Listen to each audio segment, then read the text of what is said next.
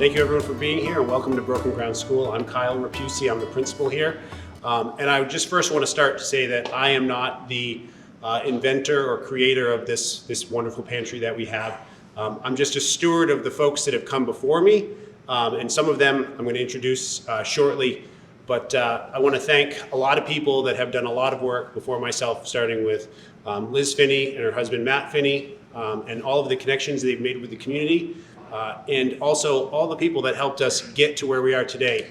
So the New Hampshire Food Bank has been obviously so generous to us. The volunteers that drive down to the pantry and bring it back to us, Hannaford, New Hampshire Hunger Solutions, and CAFA obviously, and all of the support that we've received. Today, we're going to show you what we've been able to do. We've, again, for a long time been able to do a mobile delivery on Fridays. So Millbrook, our sister school next door, does the first Friday of the month. We do the third Friday of the month, and we go out into our community, into the neighborhoods, and we do mobile pantry deliveries. So the food that we have donated to us, we then go out to folks that might not be able to get to us during the day. And it's all teacher volunteers. So it's after school hours of their own time. At the end of the day, they were loading the pantry, and before, our pantry is on this side of the building and our loading dock is on that side of the building. So if you just think about the logistics and moving, so there's been a lot of man hours, a lot of sweat. But now we have a new pantry that we've basically had an old locker room that was really storage and it wasn't being utilized as well as it should be. So I want to thank facilities in the district for their support. We demolished it and then we kind of built it up with donations, and we have a wonderful pantry that we can obviously invite people into our market pantry, but it also serves for a holding place for all of the donations we receive so that we can pack bags. So that happens on Fridays. Parents are able to ask us if they need food for the weekend for their children.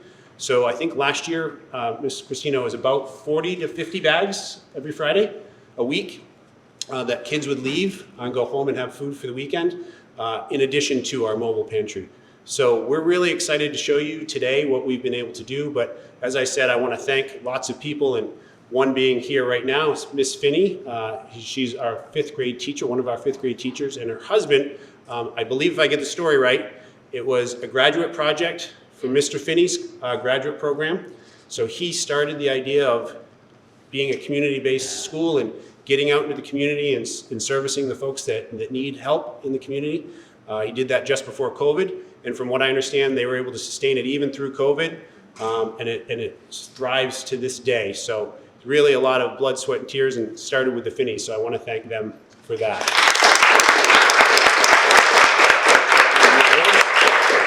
All right. Thank you very much. My name is Julie.Day. I work for Granite United Way and also the co-facilitator for CAFA along with Joanne, and we have other members of our team here today, those of us in these beautiful yellow shirts. We would like to start the award ceremony by honoring some of our outstanding members in the Capital Area. They were nominated by our Capital Area Food Access Coalition, which has been in existence for over 2 years. Our mission is to bring awareness to food insecurity and to end hunger. Please come and talk to us if you want to learn more about the program or joining our team.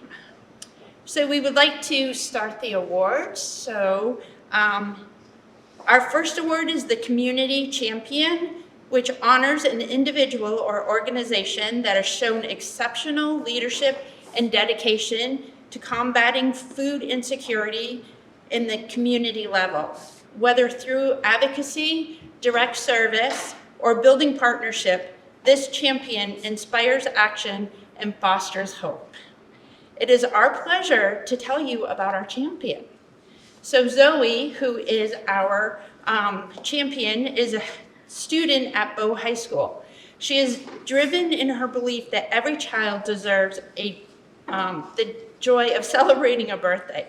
Zoie took action to make this vision a reality for families in need. She is working on her Girl Scout merit badge, and she believes all children should have the right to a birthday party. She put together birthday bags that include cake mixes and supplies, frosting, candles, banners, and more. These bags are being distributed to local food pantries, providing easy and dignified ways for parents to pick them up and give their children a special birthday celebration they might not otherwise be able to have. Zoe's project not only brings joy to the children, but also relieves the financial burden for parents. It's simple yet incredibly impactful act of kindness and demonstrates leadership, empathy, and community spirit. So congratulations, Zoe.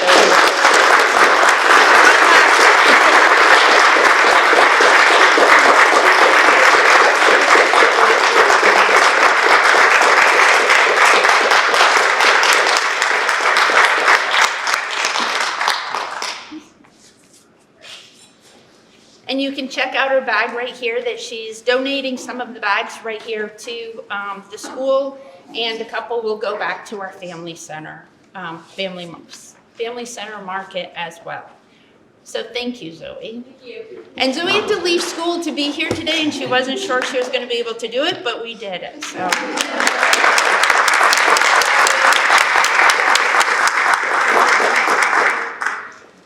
The business champion recognizes a business that demonstrates a strong commitment to fighting hunger.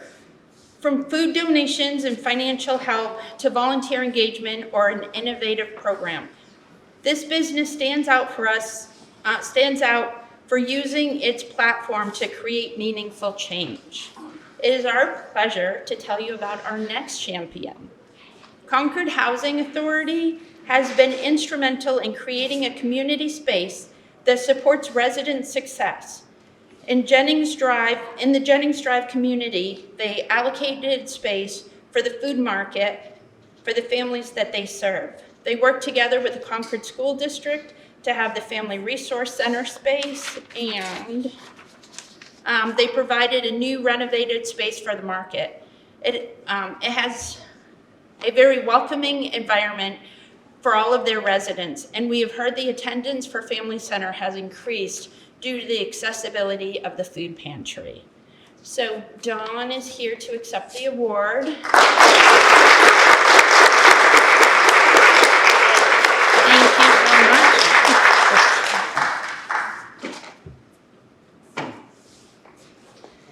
Thank you. In the Family Center Market, we have a couple things here just to show a little bit about what we do there.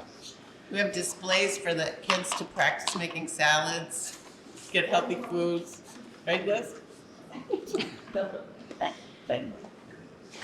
We could not do this work without volunteers. The Volunteer Champion is a celebration of a dedicated volunteer who consistently goes the extra mile.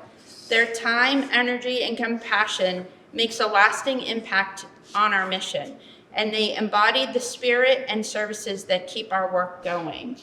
Rachel is not here, right?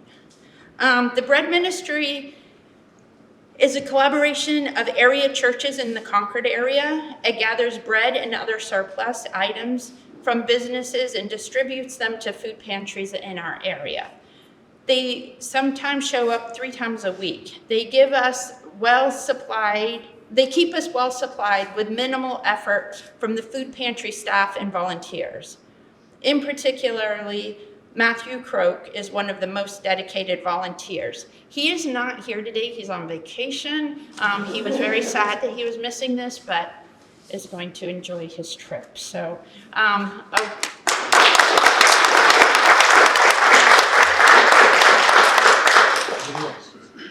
Our last award is we actually did not have a category for this. However, from the first time we heard about this group of volunteers that host the mobile food pantry, we agreed that we wanted to celebrate them as a champion.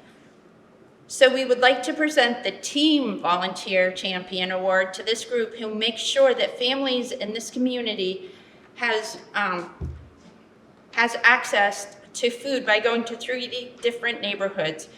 3 different neighborhoods with mobile food pantries since 2019. This takes tremendous coordination with its volunteers and the 2 schools, Millbrook and Broken Ground. So thank you so much.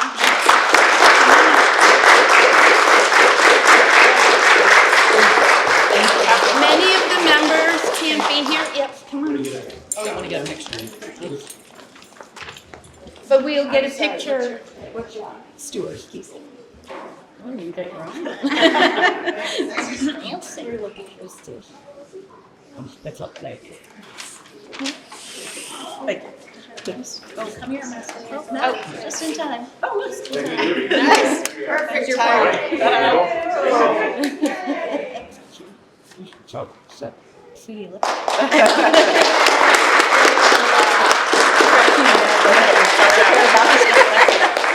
Thank you so much. So can you take them after for your friends? Yes. We would also like The to rest of your congratulate Christ the King with its brand new food pantry, the food pantry at NHTI, and the Jennings Drive Food Market for the excellent work they're doing to feed the communities that they serve. We would like to bring up Tiffany Brewster from the New Hampshire Hunger Solutions to present the legislative champion and to talk to us about advocacy. So thank you. Thanks so much. Thank you so much for allowing me to be here and talk about policy and advocacy. In this last legislative session, it was a really challenging session for us. It was both rewarding and challenging. We had a lot of opposition in a lot of the bills that we put forth. To give you an idea, we put forth 8 different pieces of legislation this legislative session, and we only came close to passing one. And we were unsuccessful in passing any, unfortunately, this session. But we did come so close that it was a vote of 181 to 182, which is really, really close, and also saying a lot given the split of the legislature right now and the bipartisanship currently happening. We were able to reach across the aisle and make connections for people that care about feeding people in their community, and especially children, which is what we aimed to work on this last legislative session. And so the legislator that I would like to recognize, unfortunately, couldn't be here today. He sat on a really instrumental committee where all of our bills went through in the House, and it was a really, really tough committee. It was very bipartisan, unfortunately, and we had a lot of challenge in that committee and helping that committee understand the challenges in schools. And we even had actually some outside help from Kyle, sent us a video of the pantry to help these legislators understand what food insecurity looks like in their communities, but especially in schools. So things like that are things that everybody can help us with and help us do, connecting directly with legislators, but also sharing on your social media, even stories, quotes, any of those things. So I thank Kyle very much for sending that in. And when we have that sort of grassroots community participation, it's far more impactful than just Hunger Solutions coming to them saying, people are hungry in your community, so they need to know from you all as well. So this legislator sat on the Education Funding Committee in the House, and he vehemently and lost his cool a few times, because it's a really charged, really emotional thing for a lot of legislators, is feeding kids in schools. And so he was such an amazing advocate, amazing champion for this issue that we really needed to recognize him. So it's Representative David Leno. So like I said, unfortunately he couldn't be here today. He does represent a district in this county, and so it was really important that we recognized him in his community as well. So if you run into him, see him, know who he is, definitely.